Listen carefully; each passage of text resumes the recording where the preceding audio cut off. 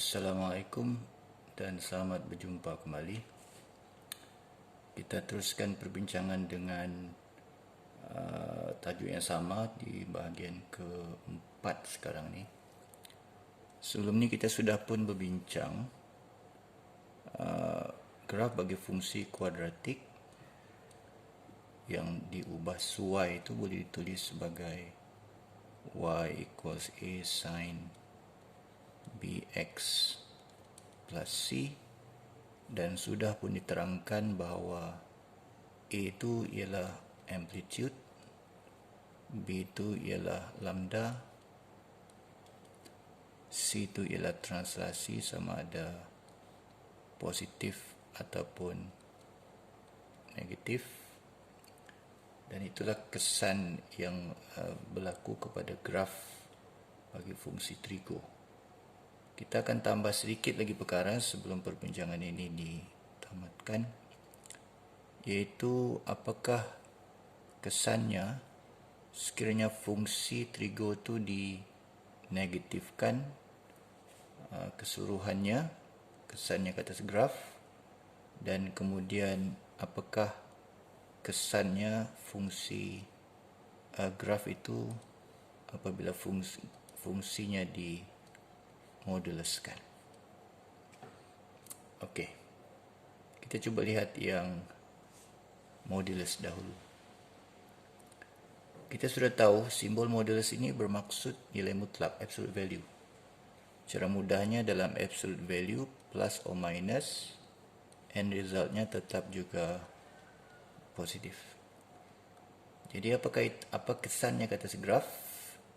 Jadi kalau kita lihat kembali kepada graf yang kita rujuk dari awal, itu graf sine.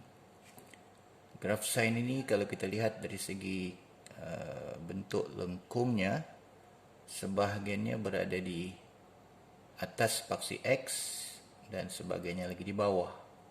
Jadi di bawah itu menunjukkan nilai-nilai fungsi adalah dalam keadaan negatif apabila dia berada di bawah paksi X. Jadi apabila fungsi itu dimoduluskan, bermakna semua bahagian-bahagian negatif ini akan hilang dan bertukar menjadi positif. Dan apa kesan ke atas graf dia? Dalam graf, bahagian-bahagian negatif bagi lengkung itu akan terpantul ataupun dipantulkan pada paksi X. Jadi kalau kita lihat dalam contoh kita ini, bahagian daripada 180 ke 360 adalah bahagian negatif. Jadi kalau fungsinya dimoduluskan, bermakna bahagian itu akan terpantul ke bahagian atas. Jadi pada ketika itu fungsinya tidak lagi mempunyai nilai-nilai negatif. Jadi pada dasarnya bahagian di bawah paksi X itu akan hilang. Jadi secara keseluruhannya fungsi yang menjadi rajah yang diwakili oleh fungsi yang ada modulus tadi akan hanya mempunyai bahagian positif di atas paksi X dan bahagian negatif itu dipantulkan. Jadi graf yang kita nampak sekarang ini ialah mewakili Y sama dengan sin X dan ada modulus. Jadi maksudnya tadi, ketika graf itu berkeadaan asal, sebagainya positif, sebagainya lagi negatif, tapi apabila dia dimoduluskan, hanya bahagian positif saja yang akan ditunjukkan di dalam grafnya. Okey. Kemudian, macam mana pula kesan bagi negatif bagi graf fungsi itu? Kalau kita rujuk kepada graf yang asal,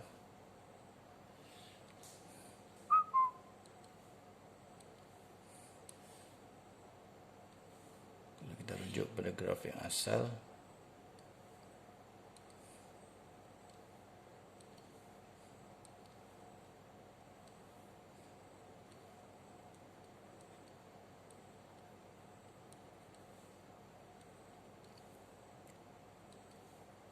graf sin tadi akan mempunyai bentuk seperti ini.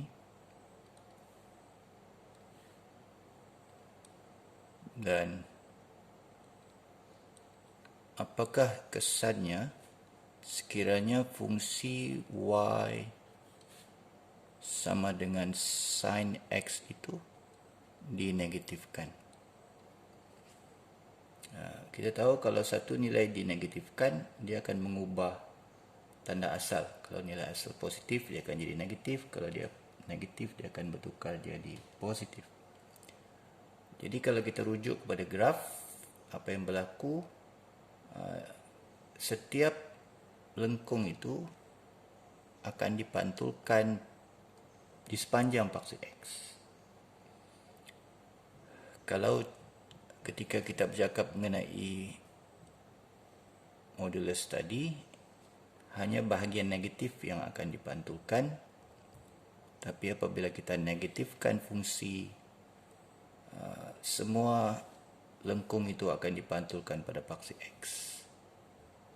Dalam arti kata lain, bahagian positif akan terpantul menjadi negatif pada paksi X, dan sebaliknya bahagian yang negatif akan dipantulkan pada paksi X. Jadi akhirnya graf kita akan mempunyai bentuk yang kelihatan menyongsang daripada bentuk asal.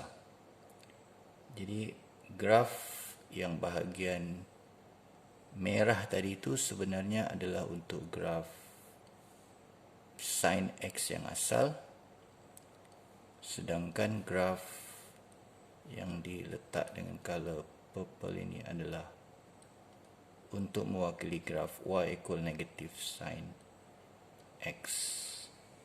Jadi secara mudah dia, sekiranya terdapat modulus pada fungsi,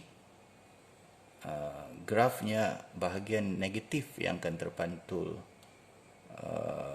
pada paksi X hanya bahagian negatif.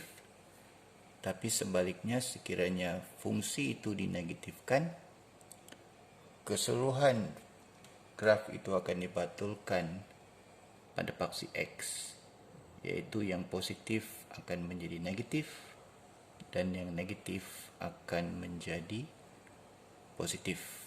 Jadi itulah kesimpulan kepada kesan modulus dan juga tanda negatif ke atas fungsi.